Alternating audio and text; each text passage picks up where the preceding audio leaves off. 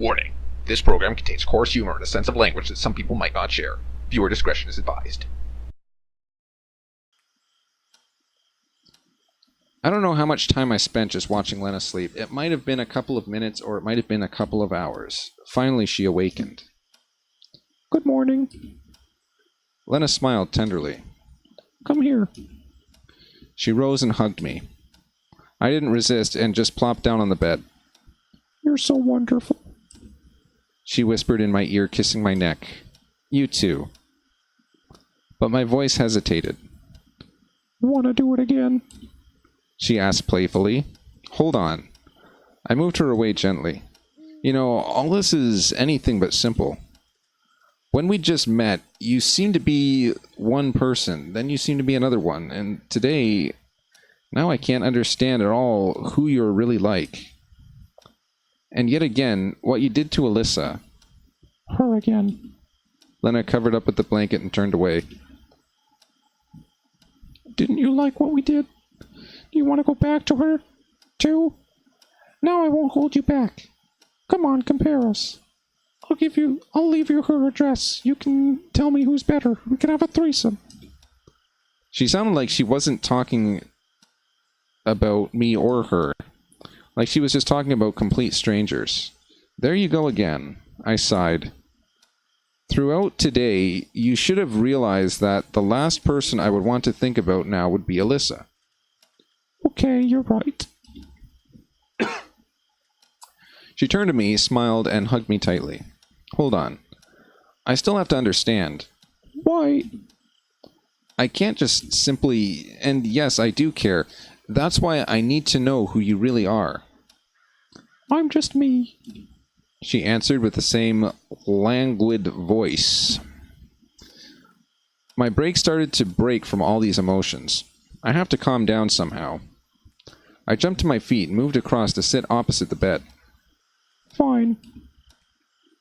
Lena disappointedly started to get dressed. I'm not asking for much, just a few answers to a few questions. Later. It's time to depart. She interrupted me impassively. What? Where are we going? What do you mean, where? Back to town, of course. But you told me... Well, I might have withheld something. In fact, I persuaded Olga Dmitrievna that we were still extremely urgent matters here, and will come later. How would we get to town then? By bus, of course.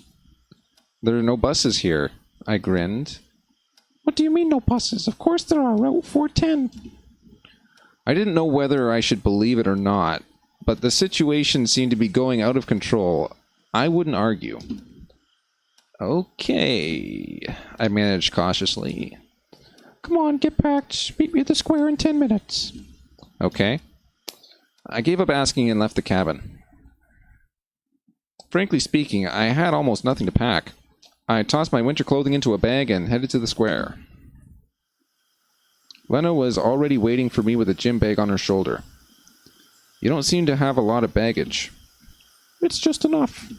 She smiled. Let me carry it. Please do. Although her bag seemed almost weightless, a bit of chivalry never hurt anyone.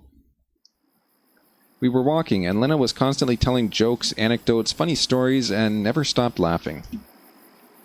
Now I'd really lost touch with the person next to me. Is she the one I met a week ago, or the first one I saw the first time this morning? When we reached the bus stop, I took out my mobile phone and checked the time. Surprisingly, there was still some power left. It was almost 11 p.m. Isn't it a bit late for buses? Oh, what is that? Asked Lena cautiously, curiously. Oh, it's just a toy. Take it, it's a gift. Thank you. She smiled and took the phone. What can you play on it? You'll work it out for yourself later, it's not that hard. Anyway, a mobile phone is totally useless here. Well, yeah, that's kind of a dick move, giving somebody a mobile phone in a time period where mobile phone chargers don't exist, and the battery is dead. That is literally giving a present with a dead battery.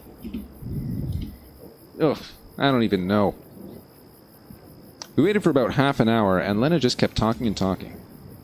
Well, I must admit that I found her stories amusing, and I felt comfort with her, but what about the bus? So what about... I didn't finish the sentence. I saw the glimmer of the headlights in the distance. Ah, here it is. Lena exclaimed enthusiastically.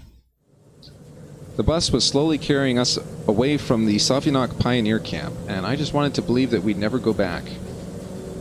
The darkness beyond the window prevented us from seeing the road, the woods, the fields. Actually, it might have been the case that we were flying through the void towards the unknown.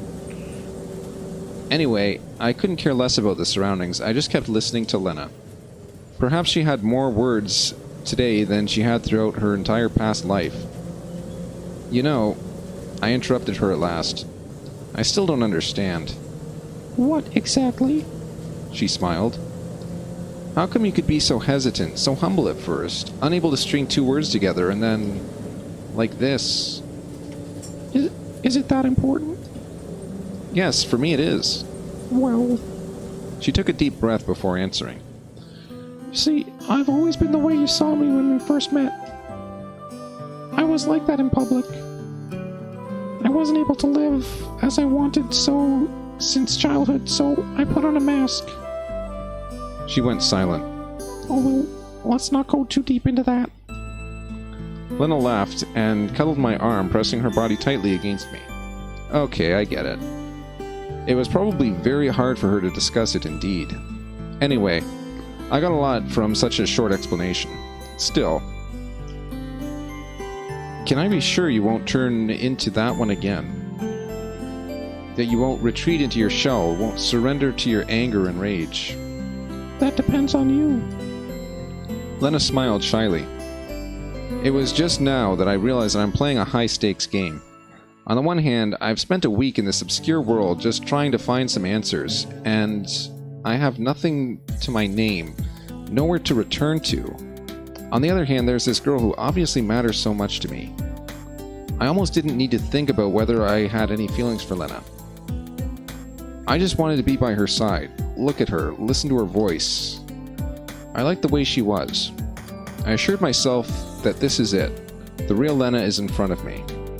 And now, when these thoughts came back about my past life, my appearance, my mysterious appearance as an 80s pioneer camp, it's not just the time for such thoughts. I feel good right now, being close to her. I don't want to return anymore. I don't want any answers. I don't want to think about what's going to happen tomorrow.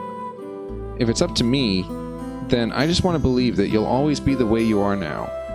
For this is the way I love you. Then I'll keep being this way as long as we're together.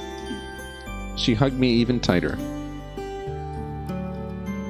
Aw, that's so cute. I don't know how long we'd been on the road, but Lena's chatter gradually started to quiet down. She put her head on my shoulder and was still telling me a story about her cat getting into the sleeping medicine and getting dizzy and wreaking havoc. I slowly started to doze off myself. But still, why did you hit Alyssa? She looked at me closely with a serious expression on her face. I always hated that bitch. Ooh. Hoo hoo hoo. Lena laughed loudly and nuzzled into my shoulder. Well, that explains it. Alright. I desperately tried not to fall asleep. It's unknown what's waiting there, after the bus's next turn.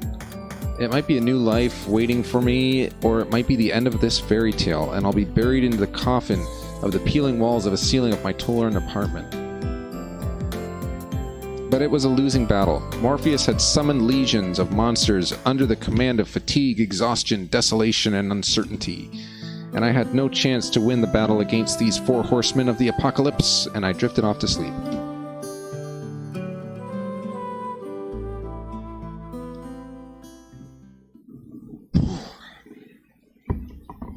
That's it, guys.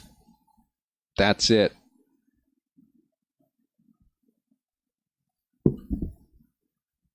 Wake up! We're going to save right there. Ooh, I'm going to keep reading this. But I actually have to get a shower right now, so I'll just cut this video together. Whatevs.